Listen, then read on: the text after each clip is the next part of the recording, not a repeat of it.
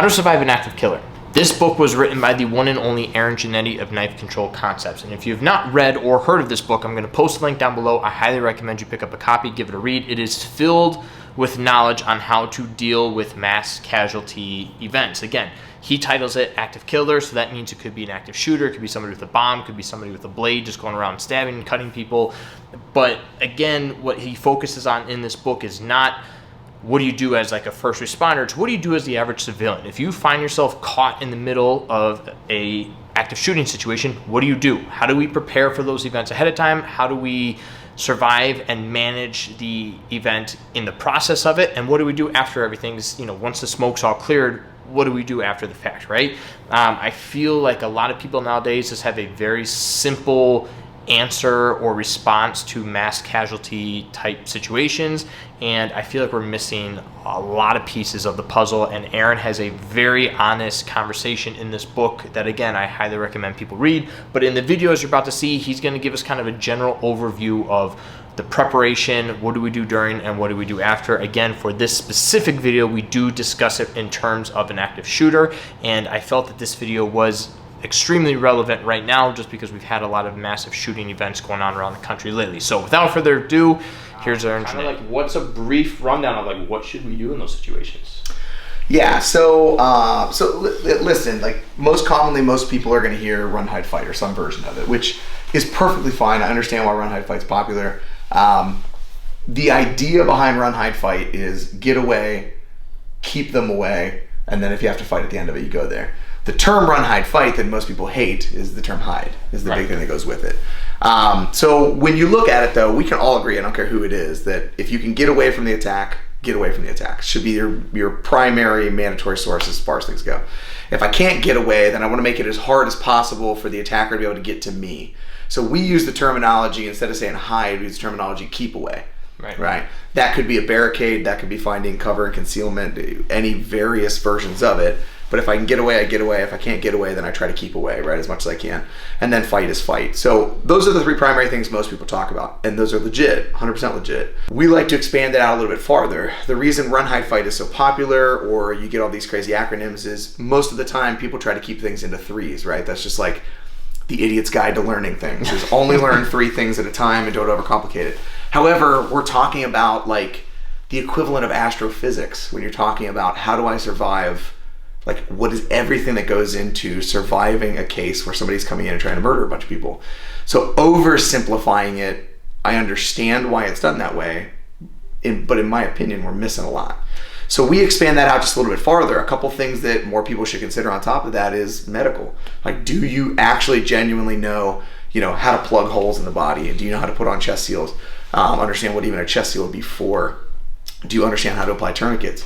Now that's become a lot more commonplace in the last, let's call it 10 years. Definitely the last 7 to 8. But on top of that, it's still not as commonplace as it should be, right? So those 4 nuggets become a big part of it in the middle of the fight or in the middle of the situation. So get away, keep away, fight if you absolutely have to find yourself in a fight, and then understand the medical side of things. Now what happens before? Now we start talking about planning. So there's a whole preparation phase. That's where training comes into play. I'm not gonna magically fight somebody if I have no fight skills. So I need to learn how to fight. I'm not gonna magically just shoot somebody if I've never practiced that, so I have to have some training around that. I'm not gonna magically learn how to put a tourniquet unless I have some training around it. So before the fight is taking place or before the situation is happening, you need to actually take a chance to prepare things. 9 times out of 10, and I talk about this a lot in the book, the way we look at dealing with active shooter is on an individual basis. So you ask, the question is like, what should we be doing in those cases? For me, the first piece of the puzzle is learn how to handle the situation on your own with no resources and no tools. If my skill set and my basis starts there, then all of the extra stuff is icing on the cake. But most programs you're going to go into, whether it's a CRACE program, which is one of the bigger programs that sheriff's departments will utilize, whether it's an ALICE program, going into it is there's usually centered in the fighting aspects of it around a group response. Right. Everything's around a group response, right? And the assumption is that to some degree, I'm not saying this is what they're saying it's going to be that simple, but the assumption is that if somebody comes in and starts trying to shoot at us, all of a sudden everybody's just going to magically cooperate together to take the bad guy out. Just mass rush them and stuff, right? And it's not how it works. Right. Like, as humans, we like to help.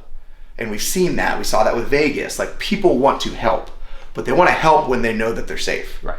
The people that are willing to get involved in those cases a little bit early on are few and far between as far as running towards danger. Right. So when I'm planning, if I want to protect myself and I want to protect my family, the first place I need to start is I need to know that I can take care of whatever's going on. Right.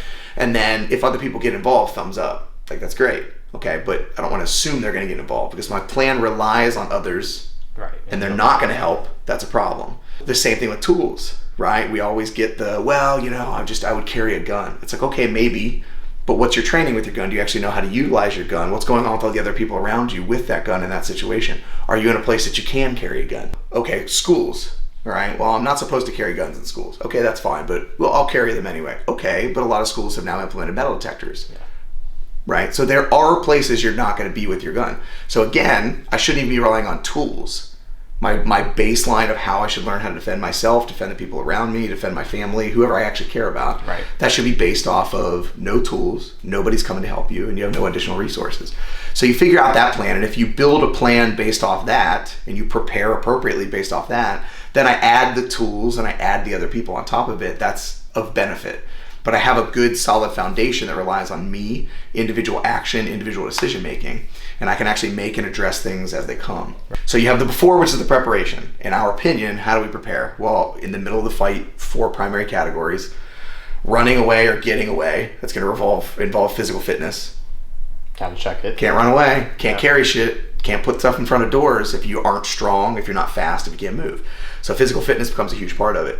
Keep people away is understanding your surroundings, understanding ways that you can utilize cover, concealment, getting behind barricades. Fighting is freaking physical and takes skills. So learn how to fight, right? If you want to use tools and everything like that, that's cool, but your baseline should be me against a dude with a gun, right? And let's assume that they're at least my size, if not bigger, because I don't want to just assume they're smaller than me all the time. Right. Sometimes, maybe. And then on top of that, medical skills. Buy medical gear, train with medical gear, understand how to improvise medical situations. Okay, cool. So now we have, during the fight, we have the preparation of it. It's individual. I've got all these things. That's thumbs up.